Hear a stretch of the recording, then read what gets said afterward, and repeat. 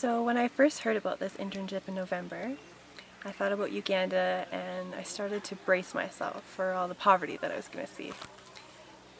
But when I got here, it wasn't the poverty that I noticed. I was more transfixed by the sense of community, how people gathered in groups and they shared everything. So one time I went to the market a couple days ago and I was buying some sweet potato fries. And there were these two little kids, no older than 3, and they were watching me. So I thought, well, I have some extra money, I'll buy them each a bag. And when they got the first little bag, the girl took out all the fries and split them in half, individually, and she gave half to her friend.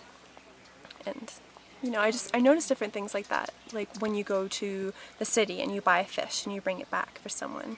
They share it with everybody. They share it with their mom, their dad, their uncle, their auntie, the girl down the road, even the person who's sleeping. When they wake up in 20 minutes, they can be assured that their share of fish will be there.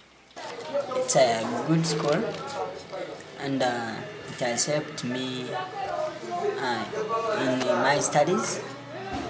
Like even it has helped my family. Like they didn't have enough money to pay for my school fees, but it has managed to pay for me, and I'm getting free education.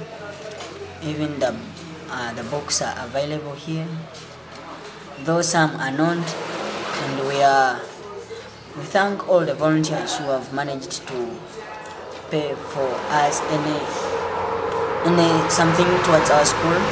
That I thank them for any whatever aspect they are doing towards our school, because if they weren't there, we couldn't live here.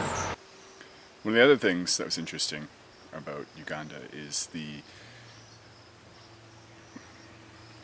drive that the students have in their school. I did a homestay with a student and we went to her village, and she gets up at 5 a.m. She walks 2 hours to get to school. She skips out on lunch and is at school until about 5 o'clock and walks 2 hours home.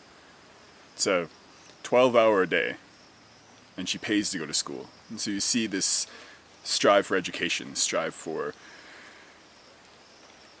wanting to go to school. You don't necessarily see that at home. So it's good to see it here.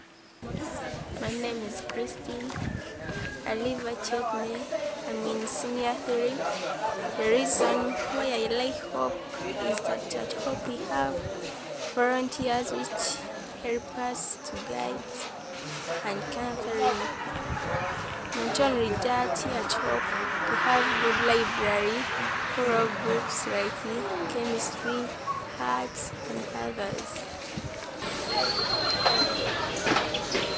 The youth here have a lot of wasted talent, just due to lack of resources and education. But coming here to Africa, working in Namulesa, I am their resource. I can give them the education, even if it's a little computer skills or creating a CV. And the same could be said for back home. The youth in my town, they could do anything, they can go anywhere. But it's having resources, like a workshop or some schooling, is just that little push they need to start their life and to make something better. Being in Uganda, I've seen lots of similarities between living on an Indian reservation in Canada and living here in Uganda.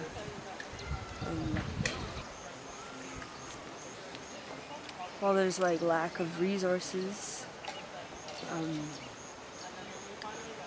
and things can be really expensive, like it's $10 for a liter of milk because it has to be imported. And